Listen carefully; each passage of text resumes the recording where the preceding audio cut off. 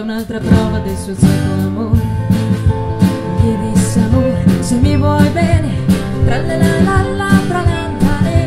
gli disse: amore, se mi vuoi bene, tagliati dai polsi le 4 vene.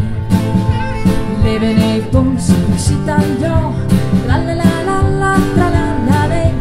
e come il sangue gli scorgò, correndo come un pazzo da lei tornò.